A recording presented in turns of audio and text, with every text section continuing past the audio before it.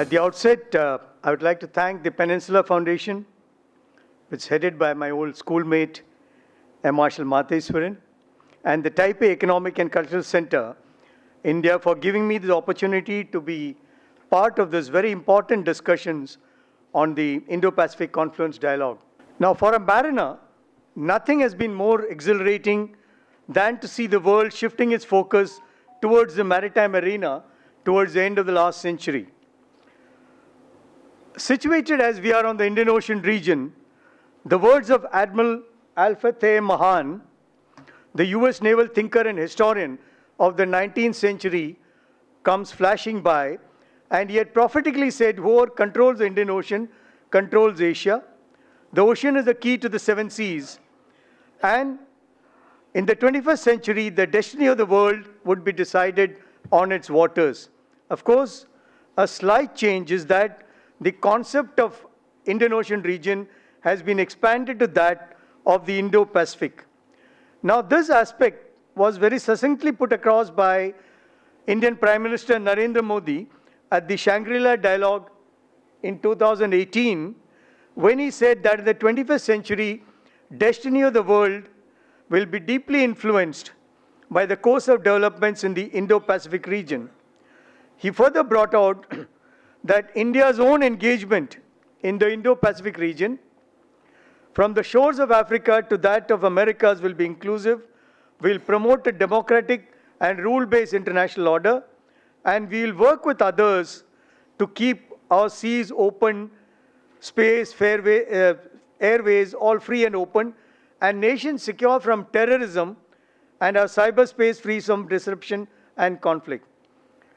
Now, if you see the geostrategic significance of the maritime domain, it would be very evident that 70% of the earth is covered by the sea, 2/3 of the population live within 100 nautical miles of the coast, and 150 of the 193 members of the UN are coastal states.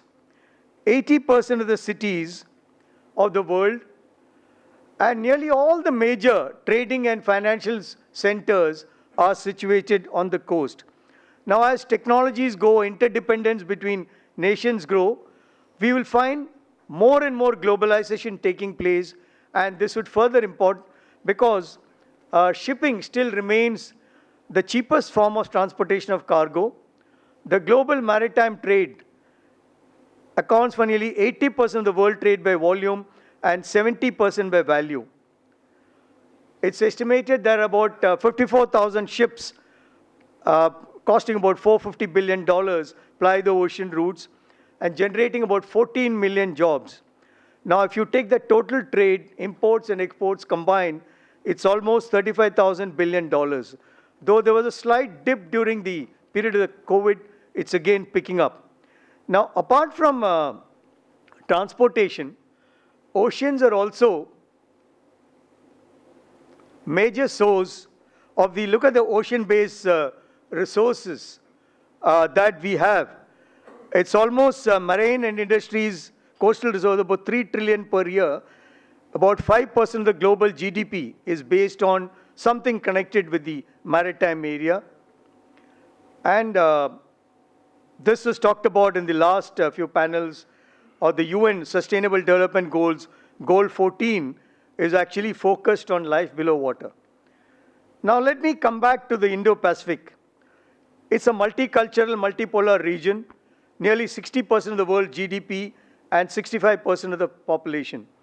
Now, the maritime trade transiting through this area is close to 60% of the global trade. Now, if you look at Persian Gulf, which got 60% of the world oil, 26% of natural reserves, and, well, this is what it is, virtually the oil arteries of the world. Till we find replacement for oil totally, we are able to ignore. This is the kind of traffic that goes, and imagine what flows through the Indo-Pacific.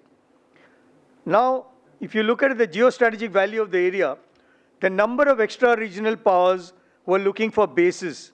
You have forces of United States, UK, France, China, and many other European powers with lesser frequency. China, of course, over the past 2 decades, increased its presence and engagements in the region, some of it discussed in the previous panel. So actually, it's a very complex region where there are traditional as well as non-traditional threats with transnational linkages. And in all this, what happens is that there would even be proxy situation initiated by non-state actors. Now, let me come to the island nations of the Indo-Pacific. Now, strategically, the islands have always played important roles, such as providing warning and surveillance posts, logistics bases for deeper ocean deployment. Today, they provide the countries with baselines, which gives them jurisdiction over certain waters. 200, after the UNCLOS came into being, you can, from your baseline, go up to 200 nautical miles into the sea. So it's a very important area for exploitation of the maritime resources, which provides you defense in depth strategy, as seen from the continent, or power projection, if you look at it from the sea. It'll be very clear as to why some nations are trying to create artificial islands. I don't need to name them, so that they get another 200 nautical miles into the area. So the strategic significance of the islands have increased many-fold in this past couple of decades. Now, we've taken an overview of the strategic security perspective. Let me come to what are the maritime challenges and threats. Now, the challenges to maritime security could be economic well-being, which we talk of energy, trade and commerce, living and non-living resources, or to social stability, crimes in the maritime arena, to political peace, maritime sovereignty, and even to the health of the people, which is basically environment. Now, towards the end of the 20th century, it became evident that there was a shift from the traditional naval confrontation, which happened during World War and the other times, to non-conventional challenges, or what we call as the low-intensity maritime operations. It includes maritime terrorism, piracy, drug and human trafficking, gun running, poaching, and IUU, or illegal, unregulated, unreported fishing, and which we discussed in the previous panels. And then you have illegal gathering of sensitive data. Now, many of the threats could come, as I mentioned earlier, from non-state entities who could well be funded by states who chose to remain in the background. Now, it would be quite apparent that this kind of challenges and the sea area that we indicated cannot be done by one nation alone. It cuts across political boundaries. So that is where we come to maritime domain awareness, as we call it, or MDA, is a new terminology comparatively. Nations and maritime forces from ancient times have been trying to always attempt to gain maritime situational awareness, to thwart enemy attacks, and to retain advantage over competitors. In those days, it was mainly for trade.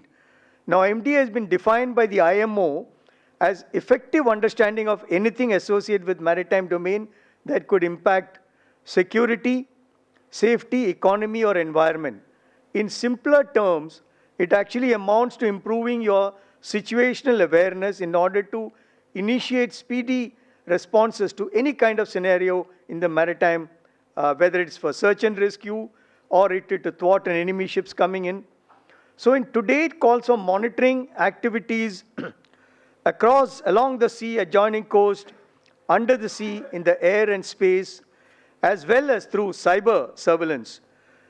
What we need to know is the exclusive economic zone, but going up to 200 nautical miles. But many of the littoral nations along the coast have limited surveillance capabilities to monitor such large areas. So therefore, closer cooperation between nations is required for complete surveillance and identification of threats that are emanating, whether man-made or natural. Now, when we talk of, there's always a tendency because we can see it more often, you're looking at threats only from the maritime arena, surface, or in the air. But underwater domain is a new focus that has come in, and it's a very key element, because from security to safeguard your sea lanes of communication, imagine the choke points. If somebody puts submarines there or put mines there, close to your coast passage, and other threats from, whether it's from submarines, mines, divers, or now these underwater unmanned vehicles is gaining in a big way, virtually able to do anything that you want. So it's not only a military requirement, also scientific ones, because you don't want other countries to come and monitor your resources and extract activities.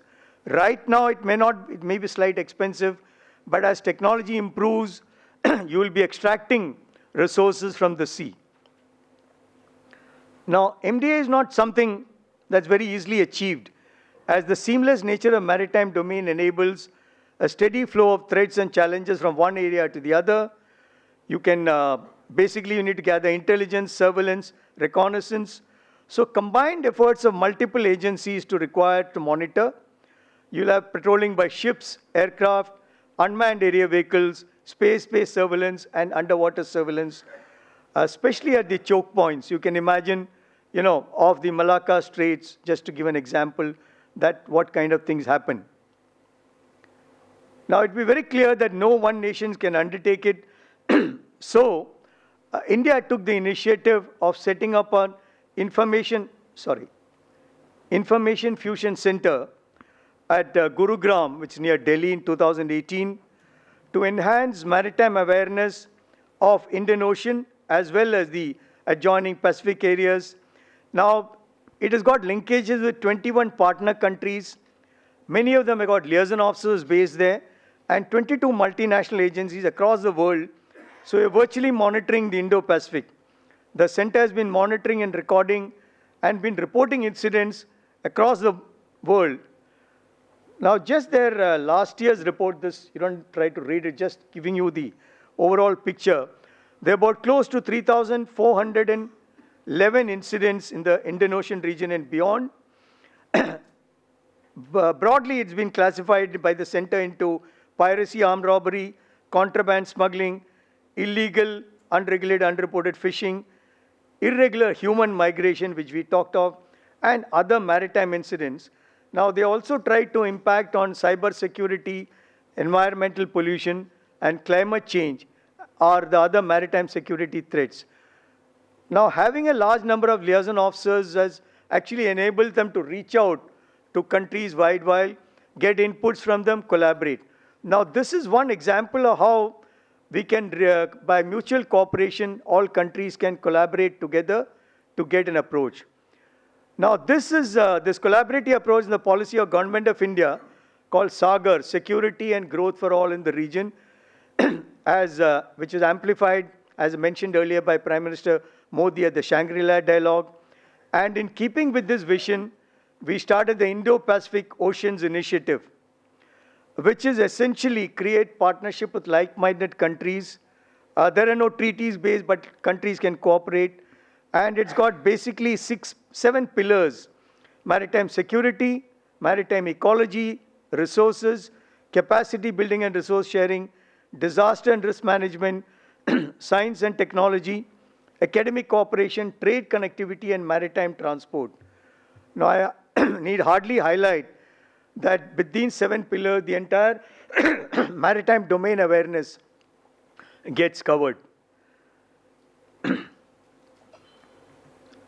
Now, the maritime forces between nations, the navies and coast guards, have always played a significant role in increasing cooperation between countries, whether it's port visits at regular intervals, institutionalized bilateral exercises, coordinated patrol along modern boundaries, anti-piracy patrols, which we saw in large numbers over the last decade, search and rescue, that's where the coast guards come in, and humanitarian assistance, disaster relief.